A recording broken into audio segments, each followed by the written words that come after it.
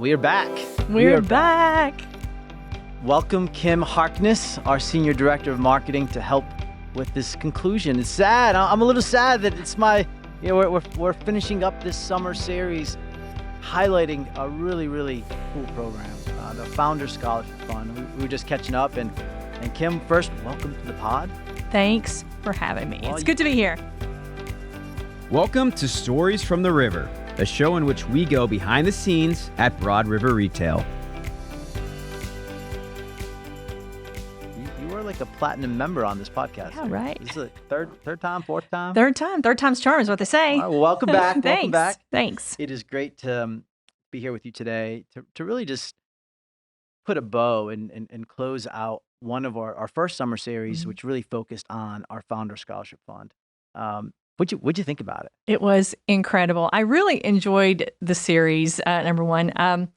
Listening to the next generation, these kids and students, and incredible stories. And I just recalled you guys going through the process for selection and having such a difficult time as they get better and better. And so I've been around for a few years since it was founded, and incredible talent with these kids. It was it was a really cool experience. Yeah. Well, first of all, I thought you were going to say the host was really just prepared, kept you kind of waiting for that next question. Yeah, it was host 2.0. I mean, it was just it was right. I like that. No, it was my privilege. It was a great joy to interview such amazing students, winners, scholarship winners. And you're right, like incredible the stories, incredible the adversity, the courage that each of them have, and what they take on and how they balance. Like I loved listening to them. Really, with my two boys, we listened to them as a family, and really just we're so encouraged. We're so encouraged about the stories, so encouraged about their perseverance and just their gratefulness for this scholarship and how it impacted them in their soon-to-be college career, and some of them during their college career. So it was a great privilege. But now we're here and we're ready to start, and I get to hand the baton to you because you have an exciting next summer series for us. So tell us more about what Kim Harkness has been doing and preparing for. Oh, wow. So it's part 2, summer series, right? Charlie actually came to me a few months ago and had this idea, and he said, "Hey, I'm going to have Manny take part 1 of the series, and what do you think about taking the other half?" And I said, "Well, can I think about it?" So it's an incredible honor. Number one, to your point, sit here and listen and talk to your guests and learn a lot more about them, and then also just taking care of the podcast, right? It's a privilege. Yeah. And so I went back to him about a week later, and I said, would love to take this opportunity to shine a light on the community and what we're doing internally, our memory makers are doing, and what our community partners are doing. And so it's just an incredible opportunity. So if you've got the platform, you use it.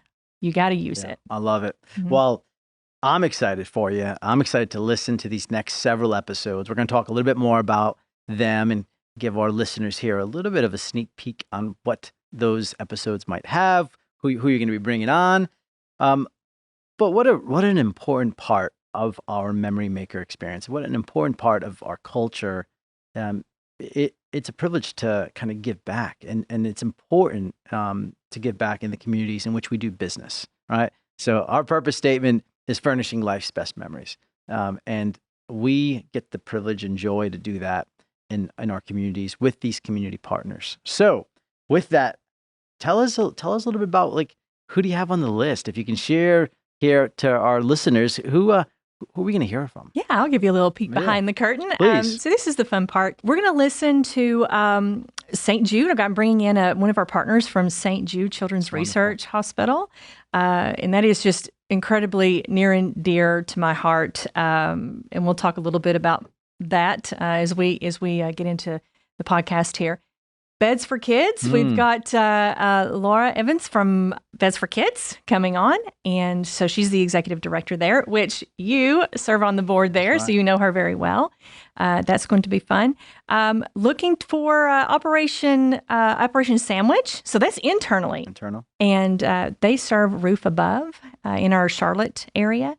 And WSOC, our non-family focus folks that we have a partnership with in the community as well. So we've got lots. That's just a highlight, a smidgen of what we do in the community. Well, we appreciate you giving us a little bit of a peek behind the curtain. What a lineup. Yeah, you mentioned Lauren Evans at Beds for Kids. I have the privilege of working with her and seeing what Beds for Kids does in our community and to you mentioned to shine a light, to illuminate. I love that. What a great opportunity to do that. And I love how our memory makers, they're usually the ones that come to us and say, hey, what about this? What do you think about this? They're the ones pushing.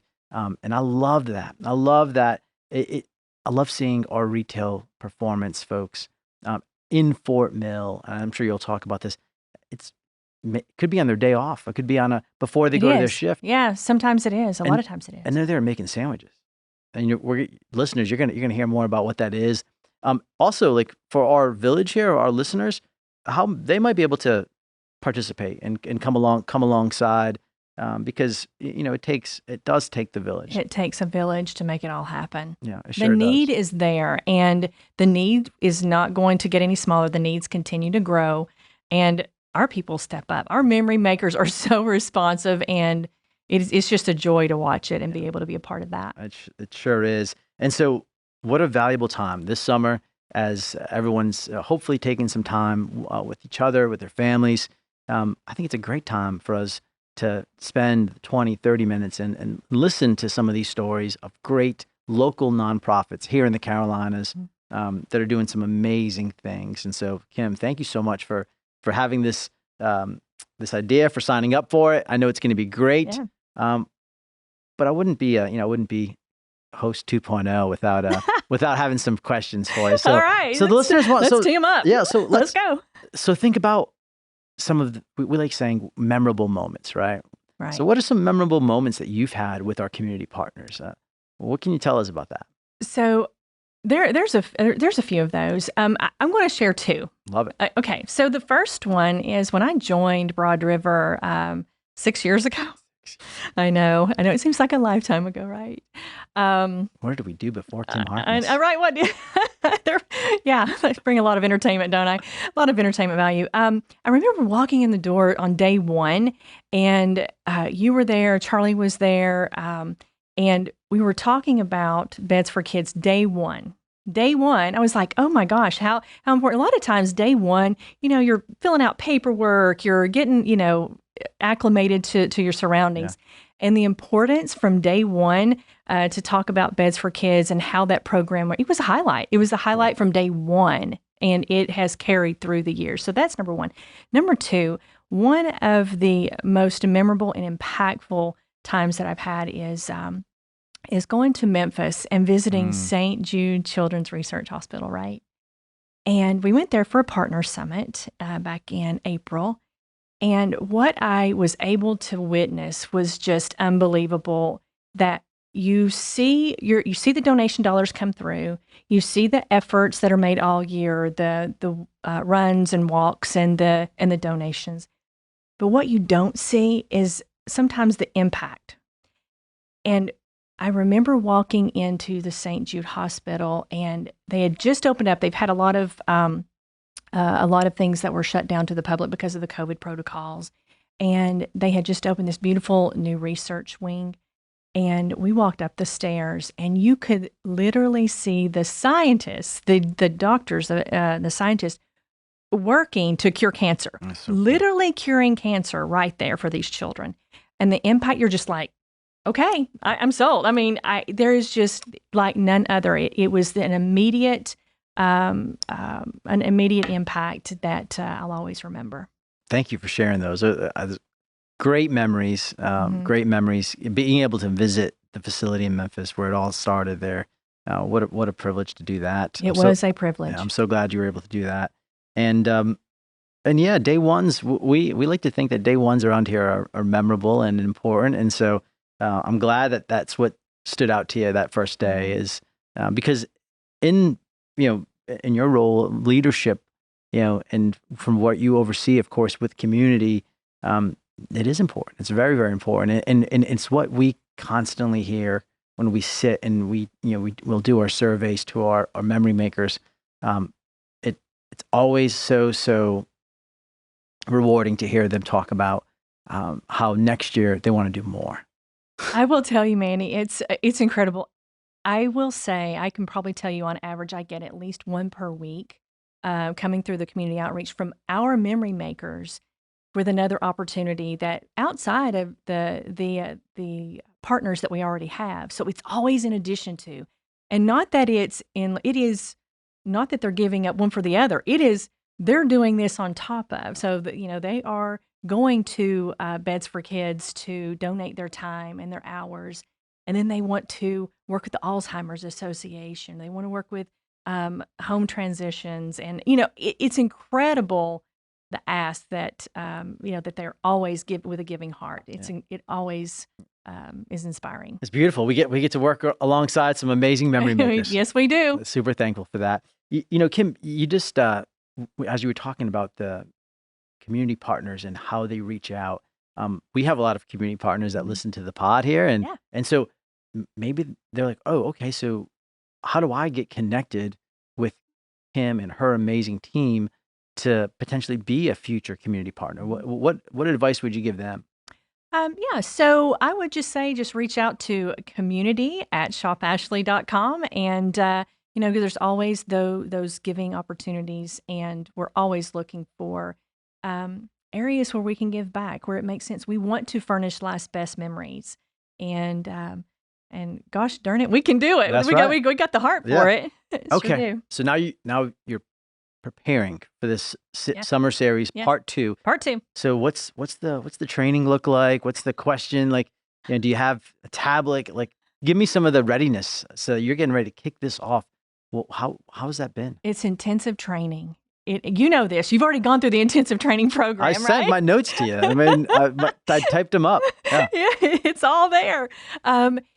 It's a little bit different for me. It's not a natural transition for me to just enter an interview process. I know this is going to be a shock to you. I'm very conversational. I'm very conversational, and I don't mean a stranger. So I'm really interested in digging into what's at their heart. What do they want to share? What kind of stories do they want others to hear that will make an impact for the listeners? So that's really what that's what I really want to get to the root of. That's great. Yeah, I think you get some really great. As I think back to our Founder Scholarship Fund winners and their stories, it really was just letting them tell the story, and that's really what I tried to do, is just give them an opportunity to share some advice with others who it might help, and getting the emails and text messages after about like, wow, like that was really cool to hear this from so and so, like that made it all worthwhile. Yeah. One of the questions, you listen to those episodes. Yes. Study time, so preparation time. I always like to ask them what their favorite snack was. Yes. So what's and so you went to school in the great state of Tennessee. In the great state of Tennessee, yes. So during your study time, what was that favorite snack that Kim Harkness is pulling out to make sure she's cramming for those exams while M&Ms? What was your favorite snack? No. So I go sweet and salty. So first of all, that's where many get their love for coffee, probably in the college years. And it used to be just black coffee. Ooh. So, I mean, it was straight black coffee. Just, I like it a little bit sweeter now these days. Yeah. It was pretty hardcore. But mine was, I know this is going to sound a little crazy, I really like vanilla ice cream. That's not crazy at all. Vanilla ice cream and Cheetos. Okay. Ooh, Cheetos that's a top 5 for me. It's orange. It's an orange snack too. Yeah. Let's just be clear. There you go. I see what you did there. Very nice. Thank you. Good luck to the Bulls this year. Thank you. So as we transition and as we get ready for your summer series part 2, we actually like it. And one of the things you mentioned, Kim, that I love is it's not just, so yes, community partners, external, and we do call them, they are partners of ours, but we actually have some internal programs Yes. that do a lot for our internal community, memory makers at Broad River. So let's highlight some of those of what, Yeah. and actually the next episode is going to highlight one of them that is really near and dear to my heart, and that my family and I, we love to go out and support. So tell us more about the internal programs. So the internal programs, I'm very excited to have the light shined on them a bit. We have an incredible memory maker experience team. Yes, we do. And so there's the need externally in our community, but internally inside our four walls, we want to help each other as well. And there's need inside our four walls. So our memory maker experience team heard the need, went to the call. We have Operation School Bus, and there's Operation 'Tis the Season. There's giving times and just helping during those seasons of life for our memory makers. It's incredible. Yeah, I love it. Listeners, you're going to have the unique privilege to hear from Heather Greenwood and some of her team about Operation Magic School Bus, which, we're getting to that time. If you go to your local shopping establishment, you see the back to school signs getting up. And so it's expensive. It's expensive. It's expensive. And there's it's more than just a trapper keeper these days. Yeah, I don't even know what the cost of a trapper keeper would be these days. I don't even know they exist. They don't exist. No, Okay, yeah, see, there you go. It was an 8. That was 80s. Yeah, it was us. Okay, That was. So there's more than trapper keepers. And so our MMX team is working with all of our internal folks to help children get ready to go back to school and to make sure that they can go back to school feeling confident, feeling good about everything that they have in that bag. So I'm really excited for our listeners to hear about that episode next. Yeah. And then they dive into your community partners. So, so congratulations. I'm really excited for you to take this next series. And thanks. I've been on the bench a while, but I've been watching, very closely. So I've been taking notes. Well, it is your time to shine. You're in. Any other thoughts about what our listeners can expect as you get prepared to start talking to some of our community partners? I would say when you talked about our purpose of furnishing life's best memories, and I think what the listener is going to hear is the passion that they have for what they do. And you talked about it. It does take a village. And what I love about our partnerships and also our memory makers is that as we grow, the needs grow, but that means that we can serve more. That means that there's more opportunity for us to give back to those partners as well. So I'm very excited about that. Likewise. I'm so looking forward to this next series. Kim, thank you so much. I do want to just wrap with saying a couple of final thoughts around the Founder Scholarship Fund for our listeners as we put a bow on it and as we officially hand the baton to Kim. First, let me just say I'm really thankful for Jackson and Jonathan, who really helped us with the creation of this Founder Scholarship Fund. So I want to say thank you to them for founding this great company that is Broad River Retail, and for setting and for staying connected with us. I mean, they're such great friends, and so I'm so thankful that they started this company 20 years ago, 2003, and so. And then just to let our listeners know, because I've had some of these questions, and so I wanted to make sure that we could tell them that we will start looking to receive applications and communicating about our next round of Founder Scholarship Fund at the end of next February, beginning of the year, February, March. Right. And then we'll announce the winners in April and May as we get close to that graduation season. So that's just some more information about the Founder Scholarship Fund. Yes. As we come to a close, folks, you are in for a treat. You are in for a treat here with Kim. She's going to do an amazing job. Kim, thank you for all that you do. I love that we get to work alongside each other each day. Same. And go get them. Go get them. Here we go. Let's go. Giddy up. Thanks for listening to Stories from the River. To check out more episodes, visit storiesfromtheriver.com. Join us again next week, and remember to like, rate, and subscribe to the podcast.